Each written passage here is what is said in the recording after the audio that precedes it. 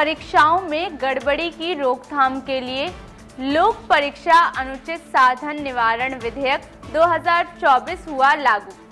नमस्कार, मैं हूं आपके साथ रोशनी और आप देख रहे हैं IIMT न्यूज। देश भर में लोगों का कहना है कि 2024 को लीप ईयर नहीं बल्कि लीक ईयर घोषित कर दिया जाना चाहिए। लगातार देश के भविष्य को तय करने वालों के साथ एक मजाक जैसा माहौल बना दिया गया है। भारत जैसे देश में जहां शिक्षा को कमजोरों के हथियार के रूप में देखा जाता है, लेकिन क्या हो जब शिक्षा रूपी हथियार में ही धांधली होने लगे, जब कमजोरों का सबसे मजबूत हथियार ही उनसे दूर कर दिया जाए। साल 2024 की शुरुआत अपने आप में महत्वपूर्ण है। इसी साल 18वीं लोकसभा के लिए नई सरकार का गठन हुआ है और साल की शुरुआत के साथ ही देश की बड़ी परीक्षाओं में लगातार धांधली, पेपर लीक जैसे मामलों का सामने आना देश के भविष्य के लिए चिंता का विषय बना हुआ है। सवाल लगातार NTA नेशनल टेस्टिंग एजेंसी के ऊपर खड़े हो रहे हैं। पहले NTA मेडिकल की प्रवेश परीक्षा नीट में धांधली के आरोपों से बचती नजर आ रही थी, लेकिन अब UGC नेट पेपर लीक मामला भी सामने आया है। लगातार देश भर में पेपर लीक से जुड़े सवालों में NTA घिरती नजर आ रही है। इन्हीं मामलों को देखते हुए 2024 को लीक ईयर की संज्ञा से बचाने के लिए संसद में सार्वजनिक परीक्षा अनुचित साधनों की रोकथाम विधेयक 2024 लागू किया गया। क्या है कानून और किन परीक्षाओं को लेकर कानून में निहित है सजा से जुड़े प्रावधान? कैसे यह कानून कर सकता है इन मामलों की सटीक पैरवी? बताते हैं आपको। 5 फरवरी 2024 को केंद्रीय मंत्री जितेंद्र सिंह द्वारा सार्वजनिक परीक्षा अनुचित साधनों की रोकथाम विधेयक 2024 को संसद में पेश किया गया। इस विधेयक को सार्वजनिक परीक्षाओं से जुड़े पेपर लीक मामले, गड़बड़ी और परीक्षा में किसी भी प्रकार के भ्रष्टाचार की रोकथाम के विकल्प के रूप में दर्शाया गया है।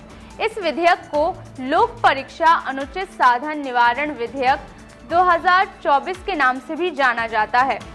बताते चलें कि विधेयक की धारा 2 के तहत सार्वजनिक परीक्षा के अंतर्गत UPSC द्वारा कराई जाने वाली परीक्षाएं, SSC, RRB, IBPS और NTA द्वारा कराई जाने वाली परीक्षाएं शामिल हैं। विधेयक में किन अपराधों को शामिल किया गया है, आइए इस पर भी गौर कर लेते हैं। विधेयक में कुल 15 गतिविधियों को आपराधिक सूची में रखा गया है, जिसमें सबसे पहले पेपर लीक से जुड़े मामले को अपराध की रूपरेखा के अंतर्गत रखा गया है।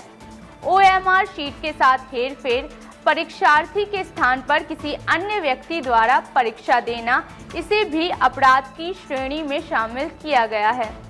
ऑनलाइन परीक्षाओं से जुड़े मामले, कंप्यूटर में छेड़छाड़ और कंप्यूटर नेटवर्क में गड़बड़ी जैसी गतिविधियों को अपराध में शामिल किया गया है। ऐसे ही फर्जी एडमिट कार्ड, फर्जी वेबसाइट निर्माण इत्यादि गतिविधियों को विधेयक के अंतर्गत अपराधों की सूची में शामिल किया गया है, जिसके तहत अपराधियों को कड़ी कार्रवाई होने के प्रावधान भी शामिल हैं।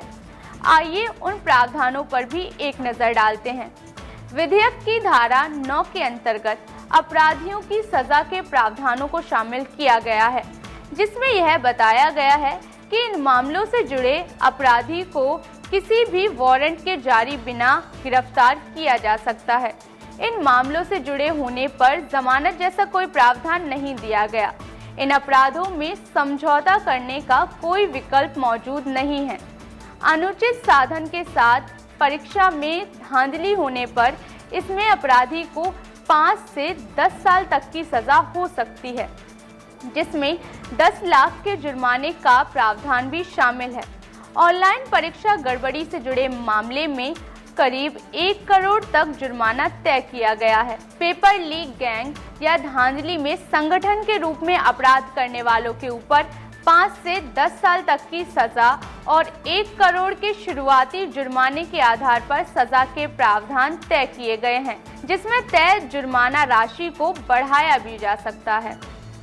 देश भर में लगातार पेपर लीक और परीक्षा में धांधली के मामले सामने आ रहे हैं।